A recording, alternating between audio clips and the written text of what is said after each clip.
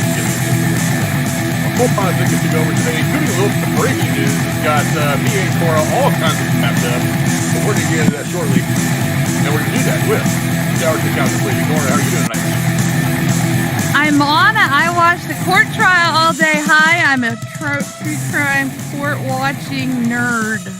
And I just watched the most epic sentencing thing. It should be in a movie, but it was real life. I'm kind of in a manic buzz. Can't lie. The whole saga is finally kind of come to an end. Thank God. I'm laughing and it sounds disrespectful, so I'm sorry.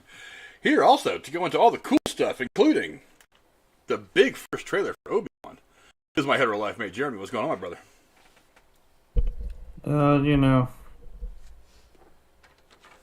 You sound so excited. Yeah. He has to be the auntie of whatever I am, so I'm all giddy woohoo, and so he's being Eeyore. Yeah, since I have no fucking clue what you're talking about. As soon as you hear the name, you're going to know. Cora, what's this breaking news that me and you have been talking about for the last few minutes? Jesse Smollett made an ass of himself in court after he was sentenced, and not just sentenced. And the way I'm acting, by the way, is no judgment on whether he's truly guilty or not, which I think he is, and whether he deserved a sentence or not, which I think he did. But all the same, the judge literally went into it like this: I'm sentencing you to 30 months probation, which is the limit, by the way, if you can do. Pause. Cue camera on Jesse, who's like, whoo, relax, I'm not going to jail. And the judge says, of which the first 150 days will be served in Cook County Jail. Mic drop. It was just like, whoa. And then he's screaming, I'm not suicidal, fisting the table. If I die in there, you know it wasn't me. You know, putting his hand up in the air like he's a Black Panther as he's walked out of the room. Something about jailing black men. It's crazy. It's absolutely insane. Not passing judgment or opinion. It just was theatrical craziness and courtroom like sizzle. So yeah, it's something. It literally just happened. So I will only talk about this because it is an entertainment story, even though it's not. Oh, the show Empire was talked a lot about today. They had like character witnesses come in talking about how great he is and how they met him, and how the show's success is a sign of how he's innocent, and it just there was a lot of Hollywood talk. Alfred Woodward sent a letter in for the judge. So did Samuel Jackson and his wife. And Alfred Woodward's was opened with so and so winner of the Oscar and winner of the blah blah blah Emmy, Alfred Woodward. This isn't an audition for a role. You're literally sending a letter to a judge. Sending a letter to a judge of a character assessment of somebody who's about to be sentenced. Why the fuck does a judge care if you got an Oscar? Made no sense to me. So my God. And then Samuel Jackson's wife wrote the letter, but it was signed by both of them, saying that he's a good kid, and and then his lawyers are saying it's not political, but yet the organizing leader of Black Lives Matter sent a letter in, and the president of NAACP put a letter in. They got their own problems. Right, but I'm saying that it just was one of those like, what is that? I know it sounds giddy like a kid at Christmas morning, but like. This thing was dry all day, and then the last hour. Let me go over some of the article from THR. Okay. I didn't, like I said, this all just kind of came down in the last hour, so I didn't have time to put anything together for it. But it said the headline says Jesse Smollett sentenced to 150 days in county jail, ordered to pay $120,000 in restitution for lying to police. Smollett loudly proclaimed his innocence after the sentence. I am innocent, which, no. I could have said I'm guilty a long time ago. Well, you were. Smollett shouted as sheriff deputies led him out of the courtroom. Oh, my God. Smollett maintained his innocence, blah, blah, blah. Cook County Judge James Lynn sentenced Smollett to 30 months of felony probation, including 150 days in county jail. He denied a request to suspend Smollett's sentence and ordered that he be placed in custody immediately. Good. He was also ordered to pay two separate requests. $120,106 of restitution to the city of Chicago. By the way, his lawyers said, well, then he'll have nothing. Then they spent literally 45 minutes before that talking about how he gave millions to charities to help people. Who fucking cares? He can't pay this $120,000. Oh, and the judge did add $25,000 for the court costs. Good, fuck him. Doubled it.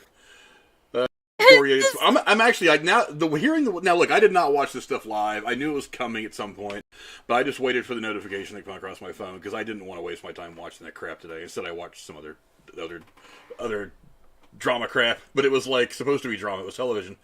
But it says Lynn excoriated Smollett prior to delivering his sentencing decision and pronounced himself astounded by Smollett's actions, given the actor's multiracial family background and history working on behalf of social justice organizations. Saying, for you to now sit here convicted of hoaxing hate crimes, the hypocrisy is just astounding. He said it. The judge said, "I have a feeling your history with these things helped you in planning this, improves your premeditation because you know what would work and didn't work, and you didn't count on the police to actually put as much effort into it and figure out that you set it up." Just such garbage. You know, look, I'm glad he's being punished, but he's still getting off so fucking light.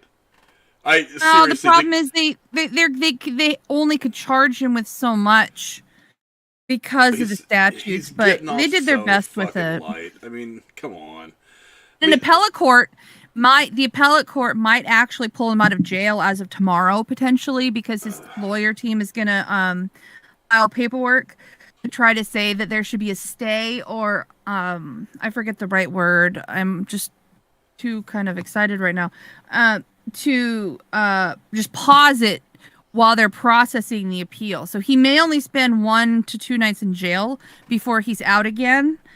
But the thing is, once that appeal gets rejected, he will have to go and finish that time. So it'll be there waiting for him.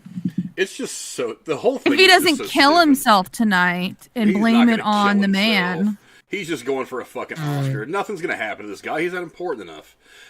I mean, you know what? This all now. Correct me if I'm wrong. This all happened before the all this stuff in Minnesota, right? Yes, it did. Floyd. Yeah, that's one of his lawyers' defense of why he shouldn't have to go to jail. Because, quote, he was in his own imprisonment of life from public shame, locked away in his home for a whole year before COVID even happened. He feels public shame because he fucking lied. There's no way around. It's not just like he may have lied. It's like there is rock hard, solid evidence that he fucking lied. So the fact that he's getting 150 days of probation, is only spending 5 months in jail, dude, this guy is getting off fucking light. Of which, by the way, prepare yourself. Realistically, he's only going to serve half of it for good behavior, and but it's just. Oh boy, and the thing is, I thought he was going to walk out quiet because when the judge said, "Do you want to say anything before sentencing?" Like at the very end, right before he told him the sentence, his lawyer speaks up and goes, "Mr. Smollett has nothing to say," and the judge goes, "Actually, I'd like to hear from him himself." Mr. Smollett, did you want to say anything? And and Jesse goes, "No, I don't." But then as soon as he finds out he's going to jail for 150 days, potentially, he screams, pulls his mask down, which he hadn't all day, even when he was talking to the judge briefly. Yeah, I'm not suicidal. And he said it like 6 times, Frank. He's not important enough to kill him in jail. He is a B-list actor at best. He's not. And they kept hamming up how amazing his career was and all these like testimonials and letters and shit. The guy's been in like 3 things that anybody knows, and most people didn't notice him in those. It's like he has never led a damn thing. And I mean, look, here's what bothers me. And again, this isn't too much. This isn't as much an entertainment story anymore as it. Sorry, Jeremy. Is that even though it was before all the George Floyd stuff, it's like this could have been something that caused a lot of chaos. So this could have led to billions of dollars in damage and dead people from riots and shit like that. He doesn't fucking care.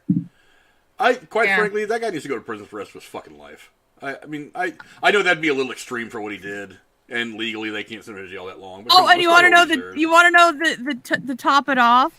The judge literally, basically, in a different word, said, "Get the fuck out of Illinois. We don't want you here." He basically said, "Well, you're on probation out of this court for 30 months.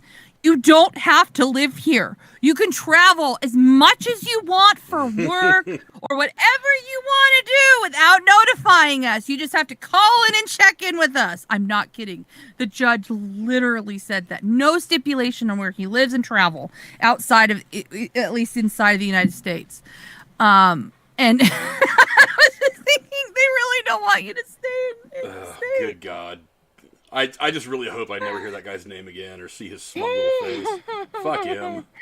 No love at all for that guy. No love at all. His lawyers talked his grandmother to get on the stand, 90-something years old or whatever. White Jewish grandmother gets on the stand and points to the judge and goes, "If you lock up my grandson, you better send me too." It was such, look at her and be like, "Okay, contempt." And then she tried to play off the "I'm suicidal" shit in the press conference afterwards with, "He just was trying to tell us not to worry about him. Oh, whatever. Since he can't be with us tonight." No, that's not what he was doing. Not if he runs out saying, "I'm not suicidal if I end up in jail. No, it wasn't me." God damn it. I hope he gets raped, like, a lot. He's gonna be isolated. He'll be in county jail. He'll be in a pod. He'll have access to commissary and phones and TVs and internet. It's gonna be the easiest time ever. And he's gonna be in his own cell with nobody else.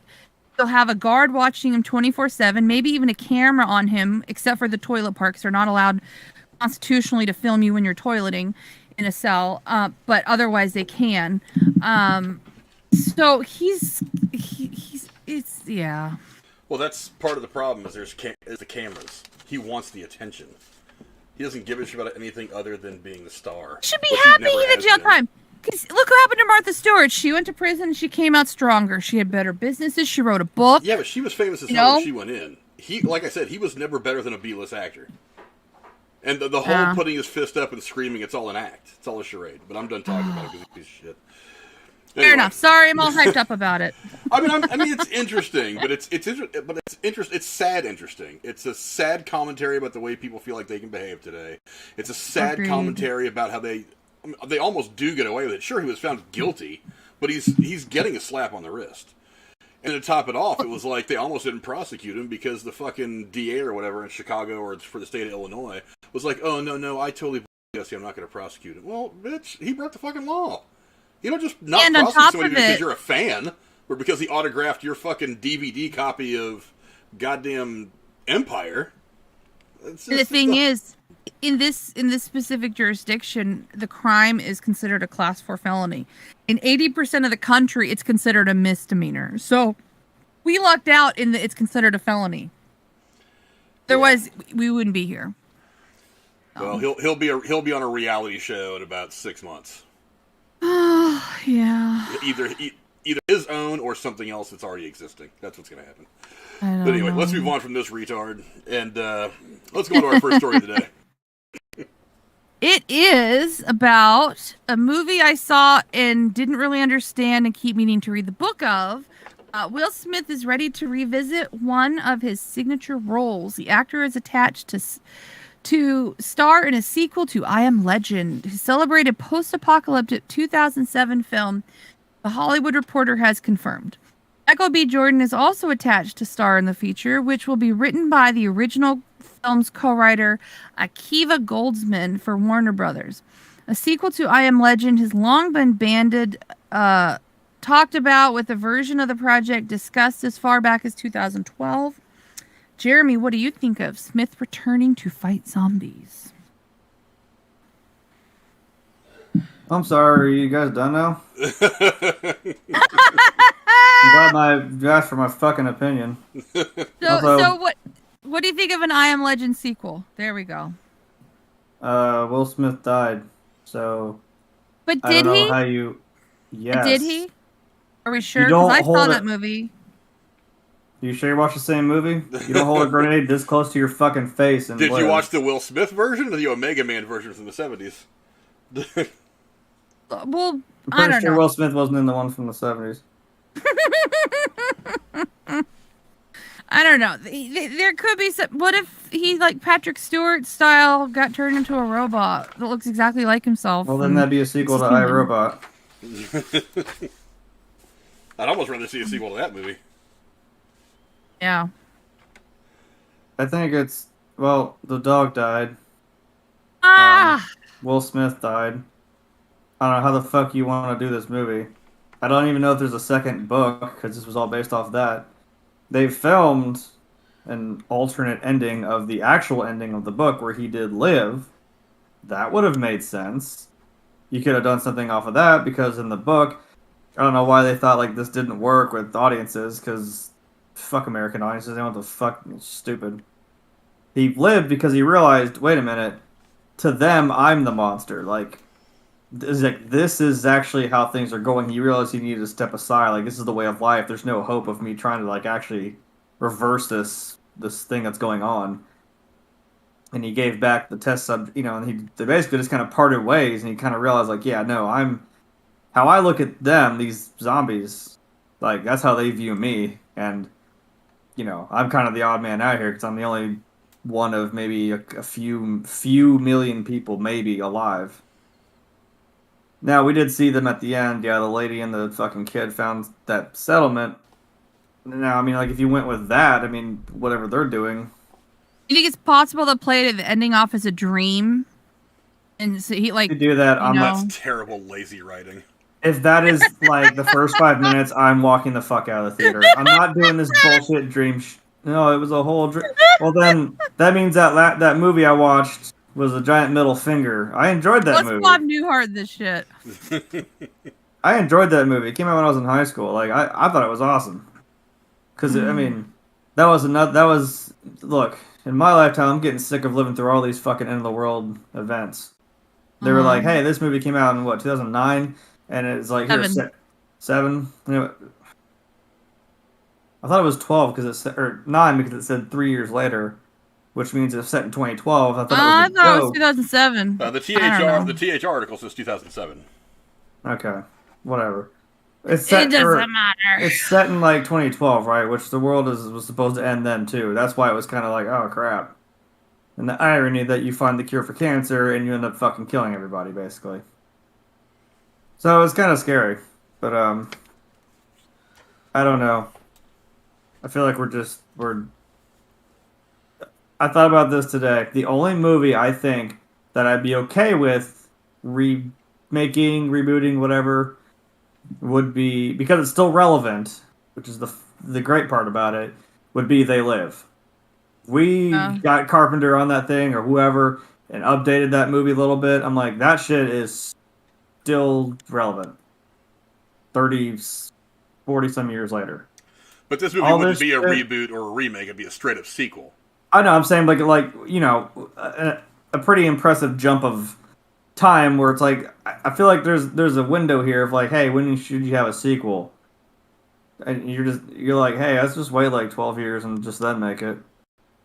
The only one I'll give a pass on that is The Incredibles. I mean, to be fair, that's an animated movie, so that doesn't really matter. I don't know. Will Smith died, so I don't know how the fuck you plan on doing this movie. Well, let's examine that for a minute. I think they'll get creative. They'll say something, right? Well, that's what I'm saying. Corey in the chat goes, what if they clone him? That's what I'm saying. There's a couple of ways you can approach this. One is cloning. They clone Will Smith. The problem with that is cloning someone just gives you a copy of their DNA. It doesn't give you a copy of their memories or who they are, their personality, or anything. It's just somebody who looks exactly like the other person. So I don't know that would exactly work. Wait. I just thought of something. What if it has nothing to do with any of that, and it's a prequel, meaning going back to what happened before the first movie? That's fine. Then don't slap a big 2 on the fucking movie. Give it a subtitle at the bottom, like Your mom makes a good point. Maybe they think we would forget. I don't know. So, and that's one of the other options is that you just retcon it. You just make the sequel. You make I Am Legend Part 2, and then you just pretend like he never died at the end. You just kind of walk right past it. No. That is the dumbest fucking retcon. If you're just like, oh yeah, well, I mean, I guess it just didn't die. I guess it just really didn't die, so we're gonna make this movie. I'm like, no. You have to make sense in your own goddamn universe. Follow your own rules, at least to some point. I agree. I think that would be a terrible way to do things. The other thing is, and the only one that really makes any sense to me is like flashbacks. The dog. I don't fucking care. Is like flashbacks. Yeah, we already had a prequel. We saw what happened. I mean, you can. Oh, so he's not actually alive, but they're going to show scenes of him before he died. Maybe there is something that happened either in the background of the first film or before the events of the first, during the events of the first film that wasn't on camera, but were significant to the plot of this film. Like maybe there's somebody else that he's kind of working with in the shadows that has a copy of all of his work or blah blah blah whatever, and so a lot of it's just flashbacks of him talking to this person or some other things that he did in the past, and there's actually somebody else who is the main protagonist of the movie. I think that would work a lot better than just cloning him or just retconning everything. And to top it off, that's probably better writing. That's a little bit more creative than just saying, oh, no, he didn't die, or it was a dream, or whatever bullshit. It's the mannequin Fred. I'd watch a whole movie about that. Should make the whole sequel about that fucking mannequin he was freaking out over.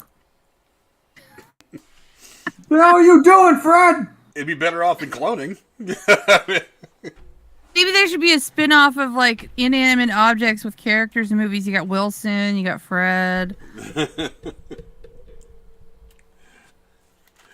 That could be. Yeah. But look, I'm not surprised they're going to remake it. Or not remake it, but sequelize it. The first movie made $585 million worldwide. But it did end up with Will Smith dying. So that's the creative hurdle, is how do you bring Will Smith's character back? Why? We know he's done after this, his right? death.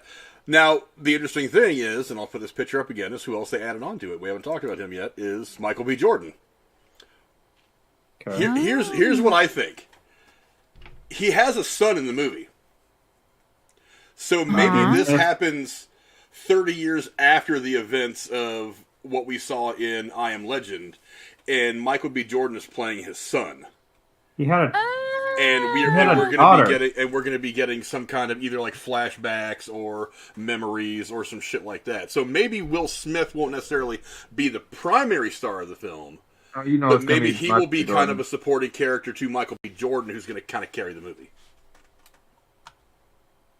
That's my guess. That makes a lot of sense to me.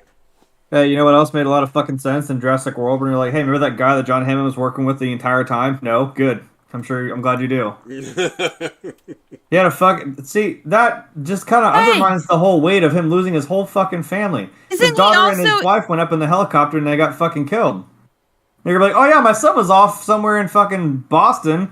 We're talking about Kobe? Here in New York. What? Ooh, that's a Casey joke. No, but wasn't Michael B. Jordan also in Black Panther? Yes, he was.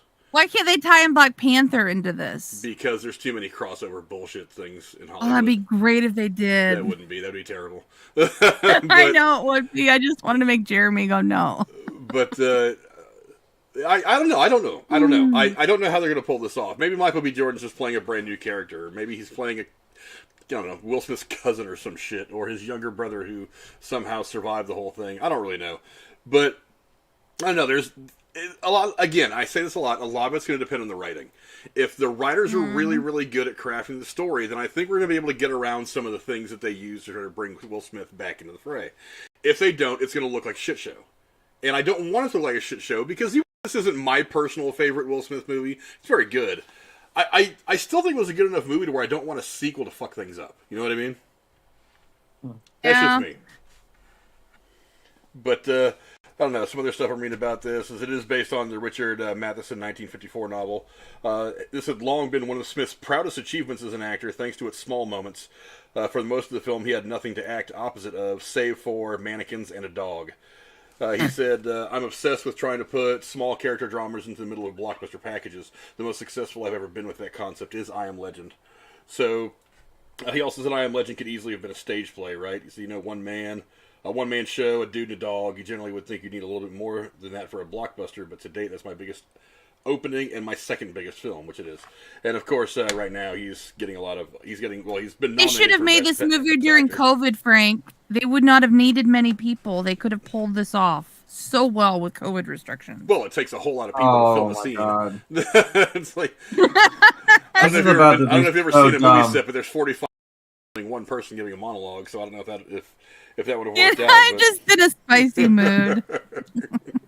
Don't mind me. But Yeah, I don't know. I mean, I'm kind of interested in what they do with it again. A lot of this is coming on the story and the writing.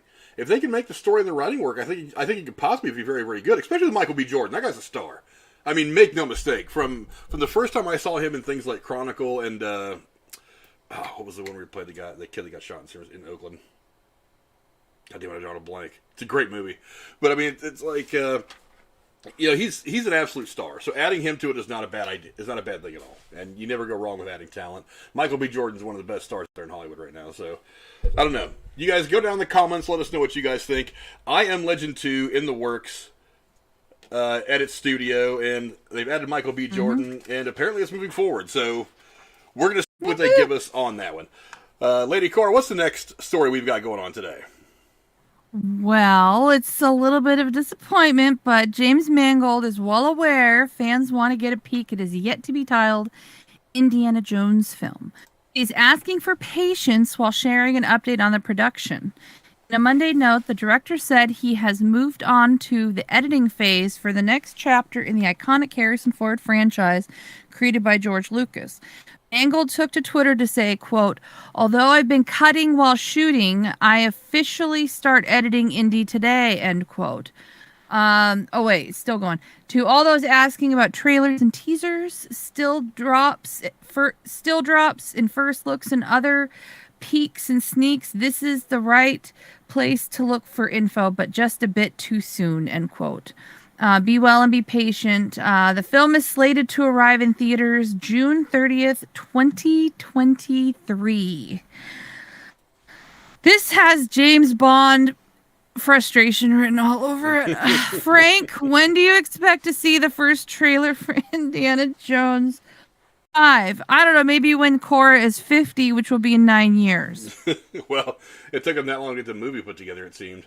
Look, now that we're done with principal photography and we're on to the editing stage, I would imagine they're going to drop something for the next Super Bowl. Because if you think about it, this film is due out when? In June 30th, 2023. So it's going to be, it's going to be in the first half of the summer movie season. So I would imagine February for the Super Bowl is when we see a teaser.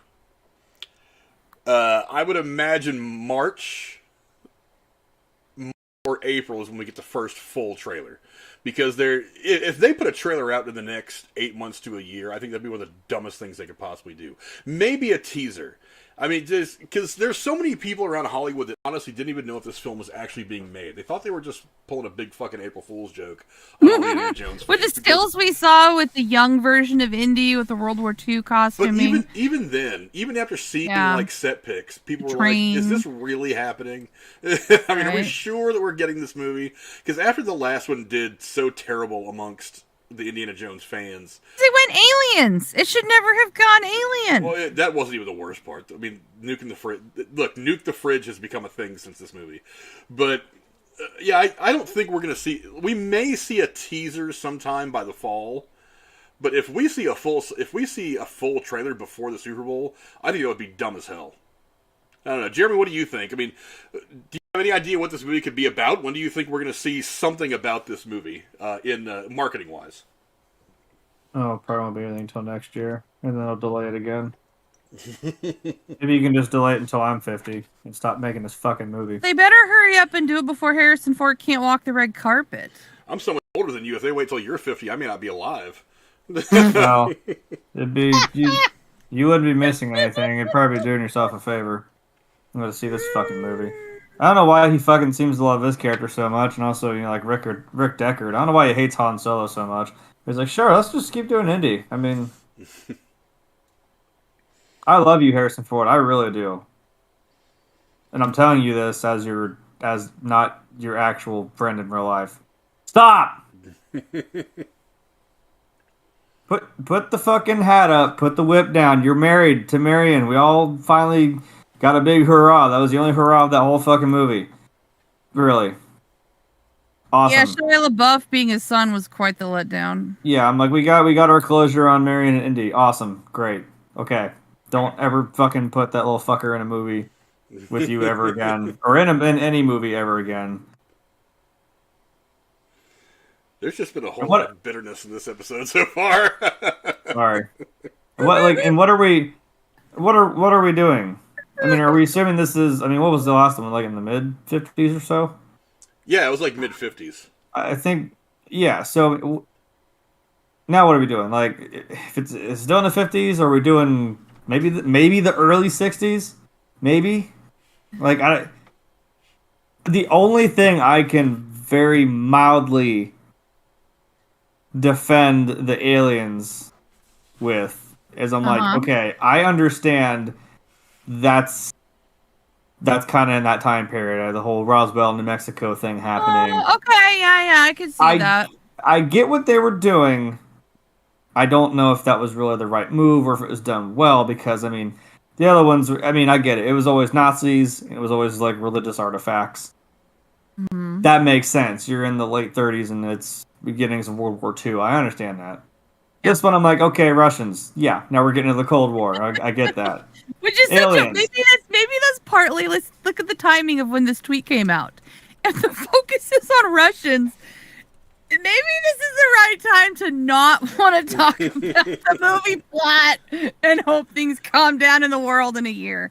Just saying, like. Oh, we're not gonna send old India over there to fight Ivan Drago. So I'm, Well, we sent old ass Sylvester Stallone over there. All he needed was a No. epic training montage, and he went over there and beat the guy. Yeah. I don't know. Well, look here. I'm cautiously optimistic for this movie. And Yeah, here's I was why. cautiously optimistic about 4. Well, Sorry, I'm not letting that go. I tell you what, though, 4 I'm has an indie fan too, Frank. So I'm optimistic too this because movie, though, it has something that 4 it can't be didn't worse have. than the last one. This movie has something that 4 didn't have. Jeremy, let's not forget this. It has James Mangold. It has James Mangold, and you know what he directed, right? Okay. Yeah, I just. Quite possibly the best comic book movie of all time in Logan. I don't even mean quite possibly. I mean that probably is the best comic book movie of all time. And not only that, it's one of the top movies that has come out in the last decade. It's one of my favorites. It is damn good. I've got Logan somewhere. So it's got him. It's got a lot of the people that he likes to work with. Plus, you've got Harrison Ford. You add Mads Mikkelsen, who is just good on his own. It's got Antonio Banderas, who's still good. Phoebe Walker-Bridge, who's hitting her stride. It's also got people like Boyd Holbrook in it. It's like I look at this cast. I look at the people involved creatively, and I'm like, I'm interested. I'm really, really interested in what this is going to do. Like, but again, it's going to come down to the story. And there is this rumor that keeps bouncing around that says time travel is going to be somehow involved. That worries me because they're like, we've already seen Indiana Jones. We've already seen Indiana Jones into the 50s, but these first set pics that came out showed the train with the Nazi logos on it. So people were like, well, in the 50s, the Nazis had been dealt with already, and they were like the Third Reich had fallen.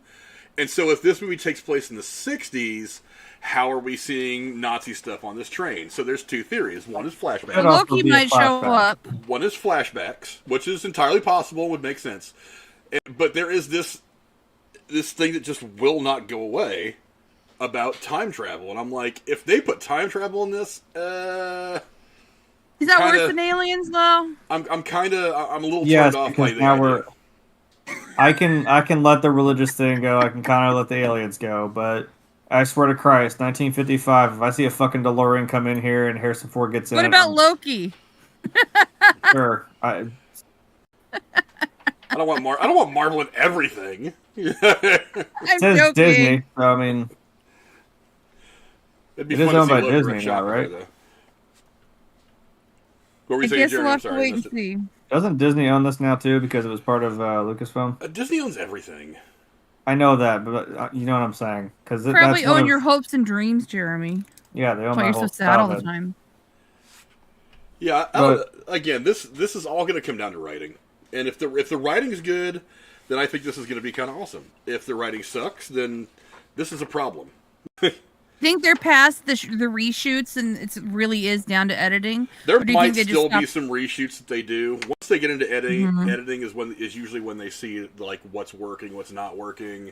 Yeah, something's wrong. Something they didn't catch when they were filming that needs to be fixed. So there's probably still going to be some reshoots, I would imagine, over the course of the next 6 or 8 weeks. But I mean, principal photography's done. They've got most of the movie that they want now. And he's already been editing it. He said in the post that he's already started a little bit of the editing process during the course of the film, which a lot of directors don't do. But he does it. Kevin Smith is actually known for editing kind of as he goes. But I don't know. It's all going to be about story. If time travel's in there, I'm going to be a bit tweaked because it's really, really hard to make that work and not make it look ridiculous. But if it's Sean just Connery flashbacks, be in this one? Connery's not coming back. well, for obvious reasons. Well, because he knows better, and also he died in the fourth Find a one. young version of him. Like, if there's time travel, find a guy that looks like him No, and you bring know him what he's. back. I already know Like what they Indy's did with the looking for. Ghostbusters thing. I know what Indy's looking for. He's looking for the Fountain of Youth, and all of a sudden we're going to de-age Harrison Ford. Oh, That's what we're Jesus. going to do.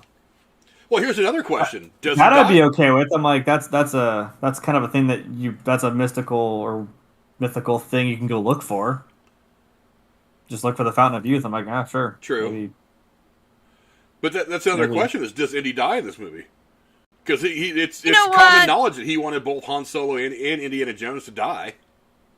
There's And been Han so Solo's much dead, so- fucking death in good movies. I'm still mad about Daniel Craig's James Bond dying. I can't even. No, they better not fucking kill him. I will throw a fit and I will go. I'm not suicidal. At the theater and throw my If fists in you the kill air. off a big character like that, you'd have to do it the right way. Is It's there a initially right way? I'm like, it's obviously inherently going to piss people off, and you're going to be upset. Harrison doesn't care. I know he didn't- doesn't give a shit. Like and that makes me mad. I will tell you what. When I saw, look, I love Han Solo. He was one of my favorite characters. And when I saw him die, like, I don't know if I could really put into words how upset I was. Like, Yeah. it was like a seething fucking anger, but I was also like crying. I stopped breathing. Yeah, that hurt. Like, I just wanted Chewie to go down there and just bitch smack that little fucker Ben Solo because that just one swipe with his paw and it would have fucking just take his head off his shoulders, dude. If Carrie Fisher hadn't died, I wonder if it would have gone differently. That's all I gotta say. Oh, but remember, he wanted to get rid of Han in the Yeah, first he movie, wanted. so. I think that's one of the ways they got him to even sign on to do it again was to kill Han Solo. Even though you still put him in the 9th movie, but so Well, that was He's- only yeah. because Carrie Fisher died. I guess. But Still, I I don't know. I don't know about that. Like I said, I understood, but I was understandably just really upset. So I don't know. That's how I reacted about James Bond. I had to pause it, Yeah. rewind it, and like come on. Like I was so mad. Well, do we ever explain why they just never seem to come back? Like, hey, there went Sean Connery. Hey, there went Roger Moore. Hey, there went George Lazenby. But they just never come back. I'm like, well, this one just straight up died. I'm like, yeah, kind of makes sense, I guess. It's not. I like everyone makes that joke of that meme, like it's like James Bond. Oh my God, worst spy in history. He fucking keeps telling everybody his name. Like it's a code name, you dumbass. Mm-hmm. I get your joke, but I will raise you the fact that it's not a real name. That's the reason why we have so many of them over time, because you can just keep. I've always said that with James Bond and Doctor Who, you have a really cool setup to where you can keep doing it because of the way this universe is set up. Yep. I mean, one's a mystical fucking space alien. I get it, that can regenerate, but one's just back here on Earth. That's the code name that these guys have. It's okay. They had to kill him off to make a girl of not white skin color the next James Bond. For SJW purposes. Oh no, so. she was kind of badass. She's fucking. Oh, even cool. if not even if cool. it's I don't know. She's great. I'm just saying. I don't know. Maybe Daniel Craig was done. I just, I didn't expect him to come back again, anyways. But I think he's been doing that shit since like 2006, right? yeah. Like I remember, like I said again, I think I just started high school. I may have been in middle school. How do we get talking When that about this? came Because out. I was ranting about people dying. I'm sorry, Frank. Well, we were talking about killing off characters, and I was talking about him, and you were talking about You like. better not kill Craig. Marion in this Indiana That's movie. true. It's not, Is she gonna I come mean, you back? better not. That would really make me mad. Better not pull like a I time haven't machine. heard anything about her being on this movie. What? Interesting. Better not be the time machine story where she dies and he figures out time travel to try to go back and save her from dying. That would be terrible. It's Sorcerer Supreme Dr. Jones. That's what it is. Ooh. Dr. Jones in the multiverse. I got you there, didn't I? I like that. I like that idea. I gotta find this guy named Stephen Strange to get her back. Right. Look, again, this is all gonna be about writing. I mean, I can't really be mad or happy about much of anything until I get more information. There's just no information about this right now. You know who they need to bring back? Bring back Short Round. Short Round. Bring back Short Round. Bring back Short Round. What's that? No time for love, Dr. Jones. The little Chinese kid you had with him in the Temple of Doom. Oh my god, I don't remember that kid's name. He's in the Goonies. That's all I remember. Yeah. That was like the only two things I think he'd ever been in. Just bring him back. No, what else was he in? He's done some like really small time independent stuff, but there's a couple of like bigger things, like independent stuff that became kind of really popular that he was in. God, what the hell was I was just reading about something about him the other day? I forget what it was, but yeah, bring back Short Round. That would be fun, wouldn't it? Yeah, give it like an adult. Because with any luck, this is the last time that we're going to see Harrison Ford as Indiana Jones. I honestly don't even want them to reboot it with another actor. I don't even want them to go to that point. No, they're going to try to do a Shia LaBeouf. No, you haven't heard anything about him. No, they don't have anything Shia LaBeouf going to happen again. That got shit on so much.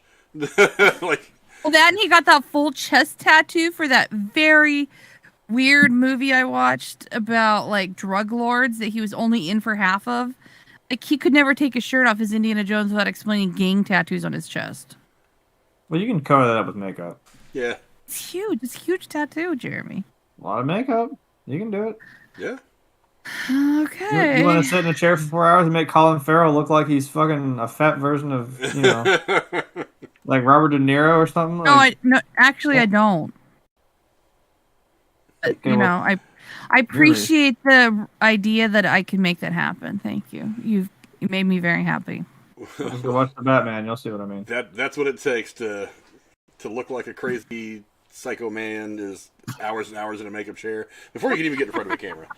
But yeah, I mean, go down in the comments. Let us know what you guys think. Indiana Jones 5. Are you expecting this to be awesome or what? I don't know if my Obi is taking a shit on me right now or what, but it's acting kind of funny. The stream doesn't seem to be going anywhere, so I'm not too mad.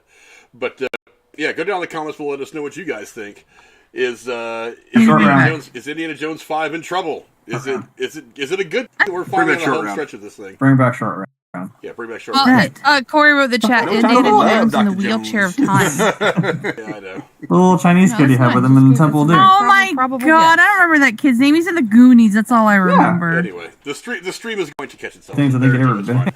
But while it does that, I just bring him back. No, what else was he in? He's done some like really small time independent stuff, but there's a couple of like bigger things, like independent stuff that became kind of really popular that he was in. God, what the hell was I was just reading about something about him the other day? I forget what it was, but for some reason, it's bring back Short Round. That would be fun, wouldn't it? That's weird. Yeah, give it like an adult. Because with any luck, this is the last time that we're going to see Harrison Ford as Indiana Jones.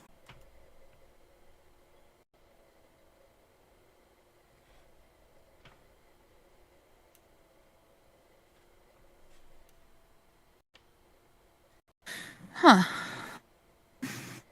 Okay, something changed. Now it says the Obi-Wan reaction thing. Before it didn't. Because I believe we are once again live. So, yeah. So, all the few of you that managed to stick around, thank you very much for doing that while I completely restarted my entire computer and had to deal with some major malfunctions. We'll go back to the main background so you can see us as the stuff all loads back in. Now we're live. We are live, and I have to get back. I have to make sure. Wow, everything got completely screwed. I have no idea what happened there. And all my cameras and everything are a mess. Boy, isn't that wonderful? To refix this camera right here. You guys can see me do this stuff kind of on the fly.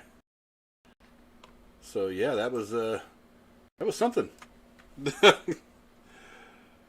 Whew. I have no idea why that went the way it did, but I will take a minute to try to put on Twitter. So forgive me while I do a little bit of house cleaning after that whole train wreck. But yeah, we've actually already picked up a few more people. It looks like that's nice to know. Go to Twitter real quick. I actually didn't put this out on Facebook earlier like I usually do, but let me run out to Twitter real quick and do a little bit of cleanup from this whole train wreck. I know, right, Corey? Russian squirrels. Like, which one of you fucking Russians did that damn shit? Goddamn Russians. When he's looking to get smacked. Now they're coming and hacking our stream. What the hell? He's taking all of our streams. Stupid Vladimir Putin. If you can hear me, Putin, I have some choice words for you. Yeah, but I'm going to save them because I don't want to mess up Frank's channel. I got some... Oh, no. Me and Frank said, I got some choice calibers for you, you little fucker. He's... Oh, wait. We're still alive. Whoops. I love your brain. Rachel, you got a good one. This is me trying to...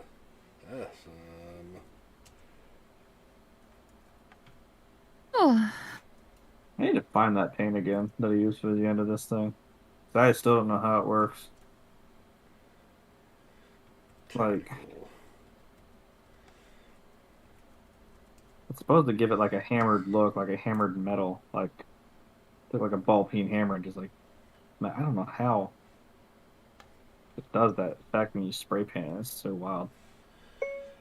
Technical difficulties. What are we talking about? I'm talking about the spray paint, which is dope. We were talking about Indiana Jones, and then my computer decided to go all cattywampus. I need to also do that if I start doing TikTok, because like people just be like,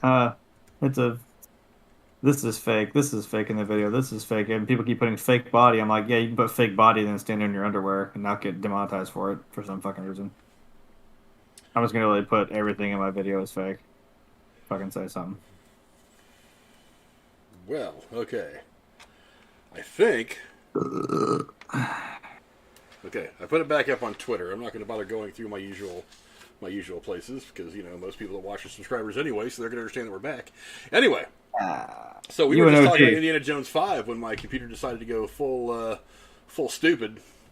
So if you guys have any thoughts on that, hopefully YouTube will kind of catch up when the stream took a shit and when we brought it all back.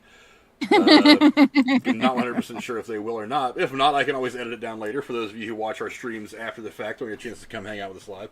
But before we get to a move on, I think now's a perfect time for our Patreon promo because, you know, I need money for a better computer. So support me on Patreon for $5 a month. Actually, the Patreon just kind of feeds the prize itself, really. For $5 a month, if you support us, we will give away $25 in movie tickets to you every month. Actually, the next show, a week from today, is actually the next giveaway, and next is St. Patty's Day, so we're looking at a St. Patty's Day theme for next week's show. But anyway, this is really just to get you guys back out in the theaters. We're in full release schedules now. No more, well, the usual moving around of stuff that happens for movies, but no more theaters closing because of pandemics and whatnot. I think we're finally kind of on the end of this thing. Thank God. So get back out to the theater. Help support the people at the box office, the people that work at the concession stand. A lot of them are young kids just trying to make their way through lives, just like you and I. So go to the theater and support them. And that's what this Patreon support is supposed to do. It's supposed to get you guys to go back out to the theater. Our actually viewership is actually going back up, which is very, very kind. Thank you for all of you who kind of sat and dealt with that little bit of nonsense that we had to deal with through some technical difficulties. But yeah, if you want to, go support us at Patreon for $5 a month. If you do it between now and the beginning of the show next Thursday, you will be in next Thursday's drawing, which gives away $25. So if you want to do that, we very much appreciate it. Thank you very much. Now, Lady Cora, what is finally our next topic we wanted to get into today? Now, Warner Brothers has shuffled the release dates of several movies. Surprise! Including Black Adam, never heard of it, The Flash, Aquaman 2, Wonka, and Shazam 2. Really? Dwayne Johnson was the first to rock the release calendar. Why him? I don't know. announcing that Black Adam and Super Pets, never heard of it, were being delayed Wednesday afternoon. Warner Brothers then made the rest of the release changes official shortly after. Jeremy, are there any DC films that you will have to wait longer to see? I'm gonna have to come over and smack Frank on the head for that writing. He said Dwayne That was Johnson me. rocked the. Fuck you, man. That actually wasn't my writing. That was something I got from an article. Thank you very much. Well, I ad-libbed you it a could little have bit. changed it. So don't blame Okay. me for that terrible shit. All right. Well, since I was too busy laughing about that, I think really I don't remember what fucking movies we're talking about. I think really the one I'd be maybe the most excited for that I'm kind of, well, I've said this before, just take it with a grain of salt whenever they say they're releasing a movie or even video games now, because that's a flat out lie. I'd say Aquaman, because that was actually good. You know, it's like Wonder Woman and Aquaman were, and I write my own words with Ben Affleck. So, I mean, I'm excited about this Flash movie, though. I mean, hey, Michael Keaton's coming back, and I hate that you just teased the shit out of us with, like, you know that was Keaton's car under there. And you rip that shit away, and he goes right to black, and he goes, holy shit! And it cuts off. I'm like, okay, come on. We know what it is. Just you act like I wouldn't cheer or applaud just as hard, you know, seeing it then as I would when it comes up in the movie. Yeah. I don't know. It's not really surprising, but just kind of disappointing that this has really become a big game of just waiting, and then waiting some more for a change of pace. Well, at this point, DC's like, I mean, for obvious reasons, the release schedule for the last couple of years has been a train wreck anyway. But Walter Hamada, the guy who runs Warner Brothers now, is actually done really, really well at getting DC, particularly, kind of refocused and to get them back into a bit of a good groove with the DC stuff.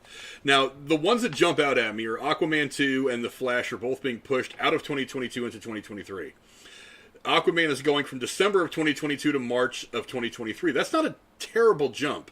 But That's it's also not that bad. It's also right in the beginning of the summer movie season. So that actually, because December is not usually one of those places you would release a big blockbuster movie. I mean, Star Wars really changed the game when they released the last 3 episodes of Star Wars in December. Or actually, I think the last one may have been released in May or something like that. But December is usually considered kind of a graveyard for movies, or really you only throw out the Oscar fare, like the drama stuff like that. It's not going to make a lot of money, but artistically it's going to turn a lot of heads. So moving that back into March 17th, that's, you know, summer movie season. So that means they think they can contend with anything that Marvel's going to throw out there in that time frame. Same thing for The Flash. They pushed The Flash from November 4th of 2022 to June 23rd of 2023. So they're getting into the summer movie times. Now, as far as that Wonka movie is concerned, I really don't give a shit. They're pushing that back several months to December 15th. You see, that tells me that even they know that movie's not going to do very well. They're pushing it back into December. They're like, it'll be that kind of a movie. Maybe it'll get some of that holiday box office shit, but we're not expecting it to really contend for like big box office numbers. So we're going to put it in December, so that way if it flops, we can say, oh well, you know, whatever, our bad, and just kind of walk past it. But Black Adam being pushed back only 3 months isn't terrible. I mean, to me, it gives What it a is little. Black Adam? I've never even heard of it. It's that one with The Rock. It's kind of to do with Shazam, but he's kind of like a bad guy. He is pretty heavily connected to Shazam, but I have a feeling they're going to make him kind of an anti-hero. By like the they way, did I with Venom. saw Shazam. It's just a lot of stupid.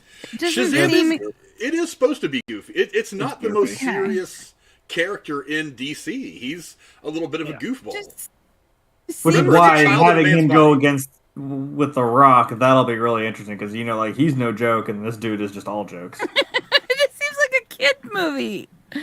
Like, Yes. it gets geared towards 5-year-olds. It kind of I don't is. know. It's a very I different- enjoyed it. What are you saying about me? Yeah, it's very, I liked it. I thought it was Oh, fun. man. But Right. but you know, we bring up Shazam. Shazam is the interesting one. Shazam: Fury of the Gods is the movie to move up a few months from mid 2023 to December of 2022. That's kind of interesting to me. And also the Meg 2, The Trench, which is the sequel to the Meg, obviously, that came out a couple years ago, is going to move to August 4th of 2023. I can tell you something about that. I like the movie so much. Hello, Jason Statham. Anyways, We'll transport a bitch. Hey, that's my best. I can do it. Hey, the way he drove those cars, let me tell you. Woo. Hey. Anyways, so I didn't know the Meg was based on a book. So I'm now caught up and waiting for the next book that comes out in June. It's like this. I'm 6 books in, waiting for book 7. The books are fantastic. The movie was okay, but Steve Alton. If you really want to read cool books about sharks, this is good shit. Like Jaws. There you go. Right? Which is based off a book. Better. A really good book. Better than Jaws, really? Yes. Wow. Mm-hmm. It's a big statement. Also, by the way, before I forget to point it out to you guys, there is a poll right now that's active in the chat. It's something we're going to be talking about towards the end of the show. I put a poll out on Twitter as well, asking which movie you guys like better, Spider-Man No Way Home or The Batman. So definitely go into the poll and give us your thoughts on that one. But yeah, I some of these are kind of surprising. Some of these kind of aren't. Mm-hmm. Usually you don't move into December unless you think your movie's going to be shit. But them putting Shazam there is interesting to me. Because one of the things that happened after they released Star Wars, the first one, fucking Force Awakens. After they released that is, like I said, November, December were generally a lot of family movies, stuff like that. So they didn't really put blockbusters in there. But like that ended up the biggest December movie like ever by like a lot. I mean, it beat the next thing by like $1.5 billion. So they kind of changed the market around a little bit. So now more and more people are kind of dumping some of the bigger box office numbers, the ones they think are going to make them a good chunk of change. They're putting a lot more of those movies into December, hoping to get some of that, hoping to get some money by being in that area where there's really still not a lot of stuff getting released. At least not a lot of big stuff. Not a lot of stuff that they think is going to really put up big box office numbers. So people have kind of realized that that's kind of a place we can have all to ourselves for a month. But yeah, it's interesting. I mean, putting Shazam, and also one of the things that I wonder is, I mean, just like the Marvel Cinematic Universe, the DC stuff is all kind of connected, and this Flash movie is supposed to, at least I'm guessing anyway, drastically change the direction of the DCEU. Mm-hmm. So I wonder what can happen up to that point that is still going to be canon in the DC cinema entertainment universe after the Flash, because the Flash is supposed to change everything. The Days of Future Past. Yeah. That's our Days of Future Past. Well, they won't worry right about there. canon at all over at Fox anyway, so who cares about that? Well, so I'm not talking about Fox. I mean, I just mean continuity, schmontinuity. Yeah. There's some things we could fix with this universe, is what I'm saying. Like, when we keep, since Affleck's gone as Batman now, I'm like, well, now we have Pattinson, and we don't know that he's in this universe, but I'm like, but you have a Cataclysm that could make him part of it. You could just be like, oh, that guy's gone, weird. Hey, now we have him. You know what I mean? It's that simple.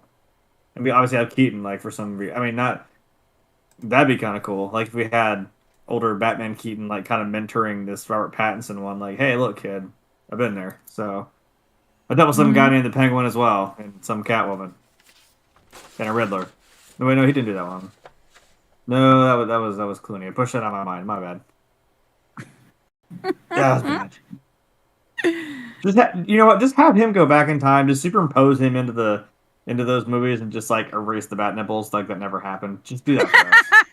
If you can put Deadpool back in time to literally kill Ryan Reynolds, so that means Green Lantern never happened, you can do that for us.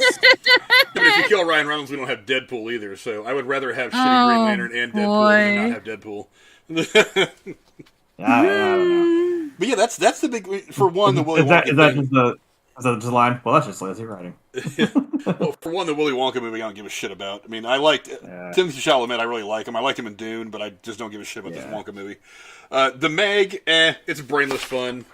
You know, books are great. Check them out. It's brainless fun. It's one of those where you just turn your brain off and stuff your face full of popcorn and watch this giant shark try to eat teeny tiny people. It's a great book. You take someone on a date on, so you have a reason to cling to each other and go like high school style. You know what I thought was funny though is when I went and saw the Batman, I actually saw the trailer for the Super Pets, and while I wouldn't run to that movie What to is see Super Pets? it's an What is animated it? thing. It's an there was a cartoon that was out. I want to say it was back in the early '80s. It may have been a little later than that though. I think it was. But where the superheroes in the DC universe all have their own pets. Superman has a dog. Batman's got I forget something, but I mean it was a cartoon that was out spirit animals for a while. or something. No, they all have the abilities of their owners. It's the sounds weirdest like shit. I don't know why. It's worse than Shazam. I don't know. But it's definitely made for kids, not necessarily adults. Are you going to see it? I'll take my kids to go see it. Oh boy! I mean, I'm not gonna go see it because I want to go see it. I take it seriously as part of DC canon. Feel better. I'm not gonna go see it because it's part of DC canon. I'll take my kids to go see it. I'll give you my honest thoughts because sometimes these movies are fun. Look what Spider-Man Into the Spider-Verse did. I mean, and people are saying that's one of the best Spider-Man things ever done, including all the movies. But yeah, I mean, it's gonna be geared more towards kids. But it looked fun. I'll try it. But I mean, the Wonka thing, I don't care. But again, I wonder doing story-wise with the DC EU stuff with the 7 particular heroes that the Flash is going to be changing, because I've noticed that Aquaman is still coming out before Flash. Is that significant? Yeah. Black Adam is, let's see, most everything is coming out before Flash. So, yeah, everything's coming out before Flash. So I wonder if Flash is going to reset everything. And, like, we're going to get these movies because they were already in the pipe, they were already getting made, they already spent a ton of money on them. And then they're like, okay, we got to make these, but then we're going to come out with the Flash, and it's going to be, and it's obvious, everybody knows they're going to be doing a Flashpoint kind of storyline. And what he does in Flashpoint completely changes the entire universe. So all the stuff that we watch over the course of the next year or two could be undone as soon as the Flash hits the screen. So I don't know what they're going to be doing with it. I think one of the reasons they're pushing this stuff back is because maybe they want to focus a little bit right now on some of the HBO Max stuff they've got going on, things like that. Maybe they want to make sure they get done with the Batgirl stuff, which is filming right now. Maybe get that out and kind of concentrate on that before they start pouring a lot of marketing into the movies. But I don't know. It's interesting that they shuffled things up that much, especially considering you just put out a bunch of trailers in front of Batman for your stuff that had one date on it. So I don't know. It's interesting. It's certainly very interesting. All I want to do is I want to see them finally get this shit together and not be such a jumbled mess in the DCEU. I really like the fact that the DC stuff is a lot darker than the Marvel stuff. It's not so much comedy. But, you know. Sorry. Bless you. To be in time. Bless you and your mouse sneeze. Can you time machine to go back so I can mute my mic for my sneeze? I like making fun of people's sneezes. Sorry. Achoo! But I mean, I don't know. I mean, I just want to see these things come out. I mean, what difference does it make if you push the Flash? Because that movie was supposed to come out literally like 7 years ago, or something like that. It was supposed to come out a long time ago. I think it was 4 or 5 years ago. The movie was already supposed to be in theaters. I mean, so whatever. But I don't know. Just DC, get your shit together. You guys have made some good movies lately. Get it together. Get these fucking movies out. But anyway, go down to the comments below. Let us know what you guys think about DC reshuffling their entire lineup for the next 2 years. But before we move on, Jeremy's got something for all of us. He's got another unboxing for all of you. Let's go see what Jeremy's pulling out of the box today. What's in the box? That sounded really dirty, but What's in the box? I'll allow it. Not that. That's not what I'm talking about. Okay. Well, I guess that was mildly related. Because I mentioned... No, not that far back. I just want to throw you off. Can't throw me off. I feel like a pretentious dick when I say, like, no, I'm an actor. You can't throw me off. Oh, you're just Jeremy. Well, I know, but I mean... You're stoic and stubborn and wonderful. That's what you are. Well, that's because I'm not paying attention still. So, it's not... So, alternate universes and stuff like that. And I was talking about Days of Future Past. We're on the... from Marvel to... Or DC to Marvel. You know what I'm talking about. One thing a shot that I would never change would be, also it's a terrifying concept. If I haven't looked at this yet, so give me 1 second. That is actually really fucking cool. One thing that would be terrifying to deal with, not only just, superheroes, especially superheroes going rogue, haha, rogue, because it's the X-Men, but what if they turned into zombies? Especially Wolverine. You know how terrifying that shit is? I mean, like, you can see his adamantium skeleton coming through, and, like, his whole arm is exposed. Kill the world. He would literally kill all the fellow zombies and all the humans. That's what I'm saying. You couldn't kill him because, like, No. the adamantium skeleton, you can't even cut Might his be head able off. to cage him. Like, set a trap out and cage him. Well, yeah, but you'd have to something that the adamantium couldn't, like, cut through. Yeah. That's the thing. Yeah. This would suck to deal with. But also, Look at the detail on that. That's what I'm saying. This thing looks sweet. Like, I mean, like, you can get a little closer. You can see, like, his hands it exposed. focused there. Yeah, that looks nice. The teeth. And the shot in his head. Looks like the teeth might be glow in the dark, by the way. The chest. Yeah, now see, that's the thing. I hate when I find something like this, and it says, like, oh, also you can buy, and it said glow in the dark. I'm like, God damn it. And it was on, like, sale, too, and I was like, this green looks like it glows in the dark, and I was like, damn. It's okay. There's a big bite out of his arm. I didn't even notice that. Like, it's like a chunk out of his arm. So, yeah, no, I mean, I love Wolverine. This is, like, comic Wolverine, which is cool. There is it's on the back here. There's a zombie Hulk, a zombie Mysterio, zombie Deadpool, which would also suck to deal with, than Wolverine. I know there's more, because I showed Frank there's a zombie Gambit one, which is pretty cool. Mysterio's sweet because, like, the headpiece is, like, busted, the glass is, like, half down here, and his brain looks like it's all rotted and shit. Like, that's really cool. Mm-hmm. But yeah, that's definitely a favorite. Like I said, Logan's down there somewhere. So I'll have this somewhere. It's also just been a joke. There's a guy at work who also had my name. He did he shaved just the goatee part, had left this on there. But he was bald. I mean, like, stone ass bald. I'm like, you can't do and then be bald. God, no. Don't. That looks awful. Don't do that. So as a joke, I was like, I have the same name. I was like, I think he was always just jealous of me because I have hair and he doesn't. So I was like, see, I could do that and ruffle this up and actually look okay. So maybe I'll do that. I know. Because this shit grows really aggressively and it kind of pisses me off. Like, just this right here. Well, it's called puberty. It doesn't connect. I'm almost 30! This is bullshit! I saw one of the... do it? They had the big... Zombie Iron Man, one of the big pop figures. Oh, like the 6-inch one? The taller ones, and I was like... Ooh. I kind of wanted, I was like, but... I don't really have any place to put one that big, and I'm trying to limit the pop figure purchases until I get a little more studio space. This is what will happen to you, kids. Don't do drugs. Do pops. You know what's funny? If you guys watch the streams where him and Rachel are the millennials building the Falcon, it's like even when he has this camera from a different angle, you still see a shit ton of pop figures. Oh, yeah, so it's like you're only really seeing a third of his entire collection right now. Yeah, like this shelf right here, you can see it's empty. That's where it actually sits, pointing this way. Because like I said, literally right here, that's my knee's up against the table with a Falcon is sitting right here, about 6 inches from my knee. So, yeah, even then, you're right. I mean, you can still see this whole one here. Can't really see that one, but yeah. If I really felt like moving the shelves, I should just move them all like to that wall. That'd be fine. She likes my little... One of these days, maybe we'll get sponsored by Hims. Have you seen that? The hair growth stuff.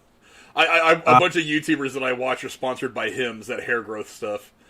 Hims or I usually skip through it as soon as it gets to that part of the video. Never heard of it. Hims or what's that other one? The Dollar Shave Club. That's the other one.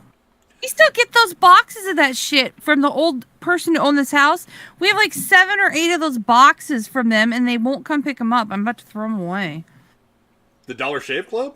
Yeah. Send them to me. Yeah, want them? Send them to me. Me and Jeremy will split them free razors forever. Keep sending them. I'll send you the boxes. I trim. I don't actually shave, but like, hey. Now there's like 7 or 8 boxes from them sitting up in the corner of the living room.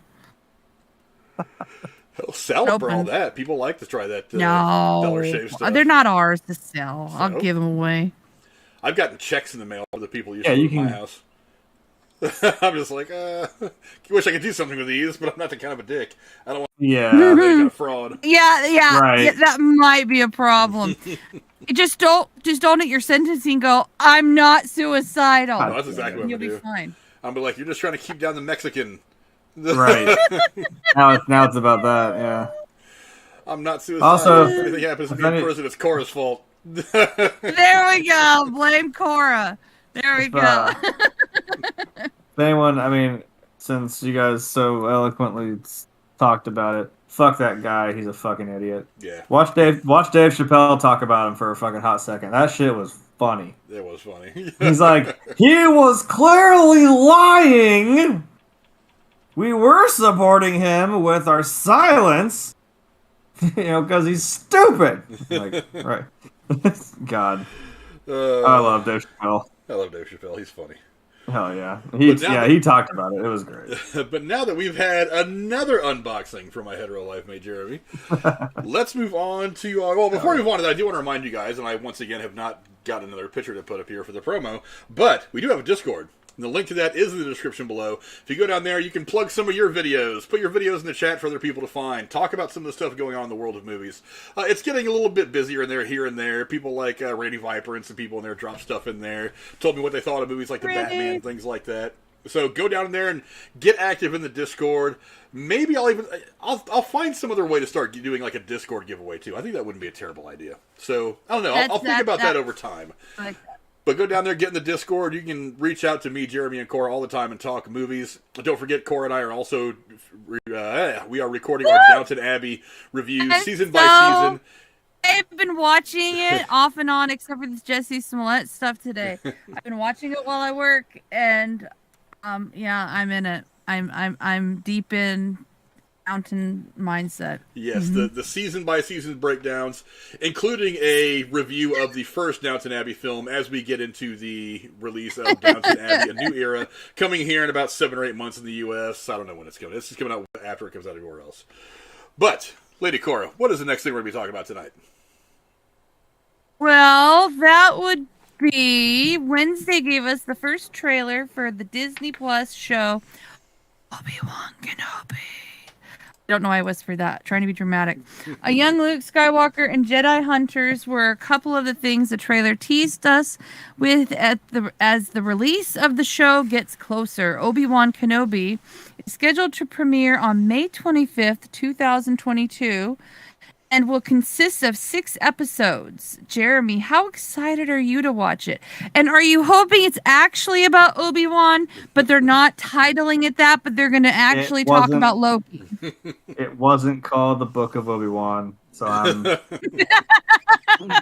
I have faith it's going to be about Obi-Wan. Notice it doesn't. It just says Obi-Wan Kenobi. It was too tempting. Sorry, Frank. I would have made the joke too. Okay, good. Oh my god! This is another look. I just not realized the fucking eye in Obi-Wan Kenobi is his lightsaber. I did not even see that. Holy shit! I didn't even notice that. That's kind of cool. All right. Anyhow, the thing that the people at the video game store know about me is I go hard for Star Wars. What it is, I think Rachel know that you get hard for Star Wars? Yes. Okay. Like in the middle of the night, you just hear a lightsaber go off, and I'm just standing there by myself in an empty room with no lightsaber in my hands. Just don't question it. Sorry, Rachel. Not trying to be weird. Just, you couldn't not. She deals with me, trust me. Yeah. But, like I said, it's probably just, formalities. They always ask, do you want to upgrade to the deluxe version of this game? And I'm like, yeah. You don't need to ask me. I am so excited for this.